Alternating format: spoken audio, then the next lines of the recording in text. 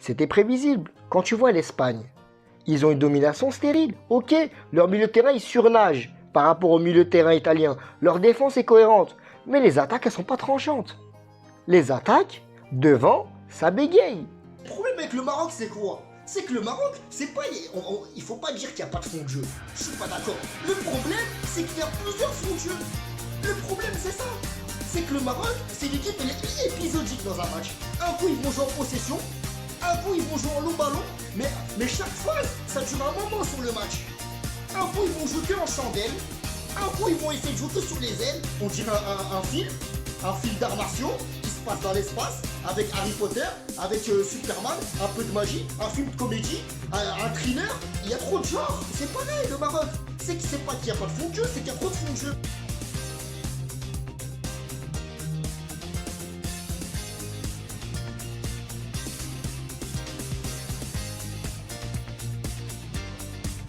Et la team, franchement, mais quelle soirée de foot j'ai passé. D'un côté, on avait Italie-Espagne.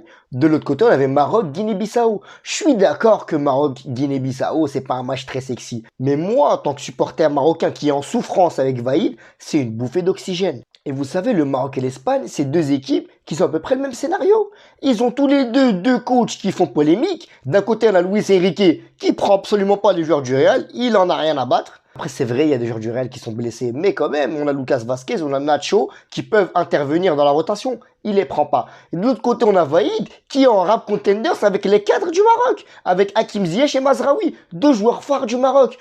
On a deux coachs qui ont la tête dure là, et qui sont fidèles à leurs principes. De l'autre côté, on a deux équipes qui peinent à retrouver leur niveau continental. Puis, à la fois pour les sélectionneurs et leur équipe nationale, on a eu un match de référence de part et d'autre. Déjà, avant de parler d'Italie-Espagne, il faut revenir sur les sifflets qu'a eu Donnarumma.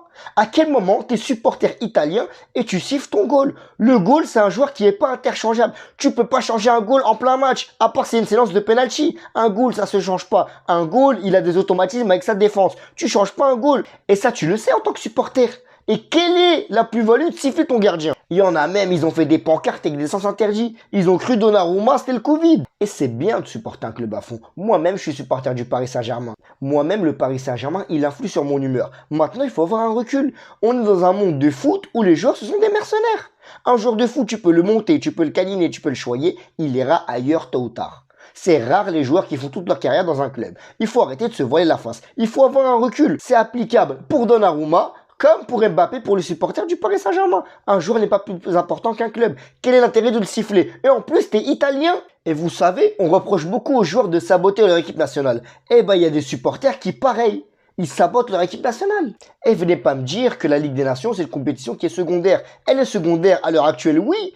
Mais la Ligue des Nations, c'est comme le Bitcoin. Elle peut exploser et s'installer durablement dans le paysage footballistique. Et après, on dira quoi? Après, on va commencer à compter les trophées. Il faut prendre des trophées dès maintenant. Et en plus, vous avez bien vu les Espagnols à la fin du match. Vous avez vu la joie espagnole. À l'inverse, vous avez vu la détresse italienne. Vous pensez que Bonucci, il prend un carton rouge dans un match sans enjeu? Donnarumma, ce match-là, il fait pas un super match. Il a des fautes de main grossières. D'ailleurs, il a une faute de main qui allait créer un but et qui est sauvé in extremis par Bonucci. Et Bonucci, il faut qu'on en parle. Bonucci, il passe de sauveur à bourreau. Est-ce que c'est normal, en tant que capitaine de la Juventus, en tant que capitaine de l'Italie, de craquer émotionnellement comme ça? C'est pas normal de laisser son équipe à 10. C'est pas normal d'enchaîner 2 cartons jaunes pour un joueur aussi expérimenté que lui. Parce que la défaite italienne ce soir, elle est entièrement imputable à Bonucci. Bonucci qui craque et qui laisse son équipe à 10 face à une équipe espagnole qui a super bien joué. Et l'équipe d'Espagne, faut en parler. L'équipe d'Espagne, ils nous ont régalé ce soir. J'ai débrief l'Euro lors de mes premières vidéos. J'ai débrief l'Espagne. Ce que je leur reprochais, c'était un jeu en possession stérile. C'était pas agréable à voir l'Espagne. On s'ennuyait devant le jeu de l'Espagne. L'Espagne, ils étaient à 800 passes par match, mais c'était pas létal devant. Ça bégayait. C'était pas agréable à voir. On voulait changer de chaîne. Maintenant, l'Espagne, ils ont changé du tout au tout. À l'Euro, l'Espagne, ils avaient une attaque qui était déséquilibrée. Elle était déséquilibrée parce que ça passait que du côté de Dani Olmo. Parce que Ferran Torres était pas bon. Il était nul à l'Euro, il faut le dire. Mais là, Ferran Torres, quel match il nous a fait? Ferran Torres, il a été fou ce match-là. Oyarzabal de l'autre côté a également été très bon. Sarabia en faux neuf a été également bon. L'attaque a été bonne, il y a eu des permutations, c'était agréable à voir. Et il y a un autre top joueur du côté espagnol, c'était Busquets. Busquets, il a fait un top match parce que les Italiens ne l'ont pas pressé. Après le deuxième but, les Italiens ils ont complètement lâché l'affaire. Et tu lâches l'affaire avec un joueur comme Busquets, il se régale. Les gens, ils oublient que Busquets, il a joué avec Xavi Iniesta. Les gens, ils oublient que avec Xavi Iniesta, Busquets, c'était le numéro 10. Certes, il jouait à poste de régista, il jouait derrière eux, mais c'était le numéro 10. Busquets, c'est un créateur de grand talent. Donner du temps à Busquets, c'est mettre un avion en pilote automatique. T'as pas à t'en faire. Aujourd'hui, Busquets, c'était le chef d'orchestre de la Roja. Et du côté italien, il y a eu également des tops. Il y a eu Chiesa. Chiesa, il fait un excellent début de saison. Chiesa, quand il part en profondeur, c'est dur de l'arrêter. Quand il percute, c'est compliqué. Il est fort. Il n'a pas manqué d'envie. Il a maintenu en vie cette équipe italienne. Et c'est dommage pour l'Italie. Parce qu'après leur titre de champion d'Europe, ils auraient pu confirmer aujourd'hui face à l'Espagne. Et on va passer au second match de ce débrief, à savoir le match Maroc-Guinée-Bissau. Ça fait longtemps que j'avais pas autant pris de plaisir devant un match du Maroc. Il y a eu 5-0. Une manita. Et c'est pas ça le truc de fou. C'est qu'il y a eu 5-0 avec 5 buteurs différents. Avec des attaquants. Auparavant, le Maroc, sur les 4 derniers buts, 3, c'était des défenseurs. Déjà, juste avant de parler du match, j'ai envie de revenir sur une polémique qui a eu lieu avant le match. À savoir, il y a des joueurs guinéens qui ont attrapé une intoxication alimentaire. Ils sont 5 ou 6, je crois. Et ils ont dit le Maroc a mis des choses dans leur plat. Et moi, j'ai une question, on n'est pas dans Game of Thrones. Il faut arrêter. Le Maroc est favori, ils sont à domicile. Quel est l'intérêt de faire ça? Et normalement, dans une équipe nationale, t'as un staff médical, t'as un staff bien-être, t'as un nutritionniste, t'as un médecin de l'équipe. Est-ce que c'est normal de laisser des joueurs manger n'importe quoi? Vous voulez savoir pourquoi ils ont mangé n'importe quoi? Et moi-même, je suis surpris de la méthode utilisée pour vérifier. Il y a des journalistes marocains, ils ont fait plus fort que les experts Miami. Ils sont partis retrouver ce qu'ils ont mangé. Et regardez ce qu'ils ont mangé. Ça donne pas envie. On n'est pas à Clairefontaine, là. Moi, je suis désolé. Moi, je mange ça. Je suis malade pendant minimum 2 ans. Voilà, c'était une courte parenthèse. On peut passer au match. Et le match, mais quel match! 5 buts, un clean sheet. C'est le 7e d'affilée. On connaît la rigueur défensive de cette équipe marocaine. Les supporters du Maroc le savent. D'ailleurs, parfois, on s'ennuie devant les matchs du Maroc. Parce que il n'y a pas de fond de jeu offensif, mais défensivement, ça tient le choc. Et ça, on lui reproche pas. Ce qu'on lui reproche, c'est l'animation offensive.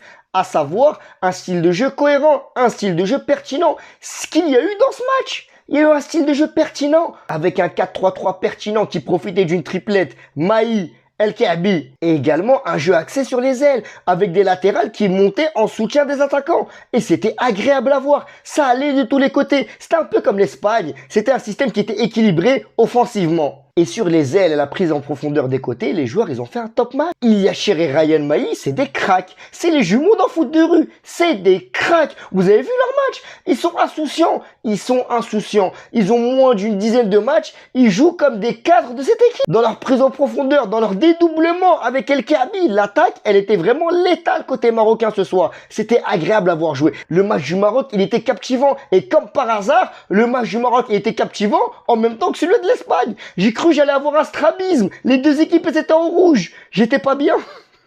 J'étais pas bien. Il faut qu'on parle des buts dans ce match. Parce que ça fait du bien de parler des buts. Il y a eu des buts de top classe.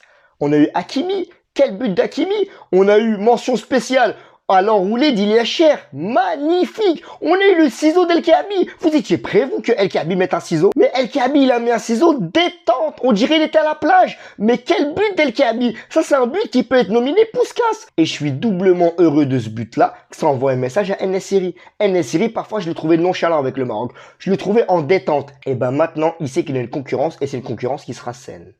Et je parlais du système tactique cohérent. Et franchement, Vaïd, il a fait une masterclass ce match-là. Vaïd, il envoie un message à tous les joueurs marocains qui sont dissidents. Parce qu'on a des joueurs, c'est des loupards au bout d'un moment. Il y a des joueurs, ils se comportent comme en classe de bac pro.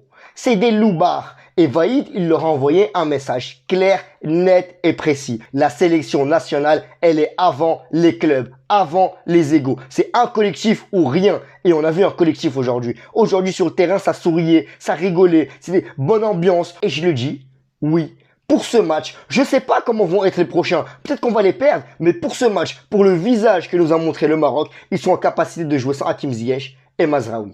Malheureusement. Ils seront peut-être plus forts avec eux. Mais là, actuellement, ils sont performants sans eux. C'est la réalité des faits. Voilà la team, c'était tout pour ce débrief combiné. Passez une bonne soirée. J'ai passé une super soirée foot. Continuez à partager mes vidéos. Continuez à venir liker. Continuez à commenter. Continuez à venir me parler sur les réseaux. D'ailleurs, mes réseaux sont ici. Force à vous, force à nous, force à ceux qui aiment le foot.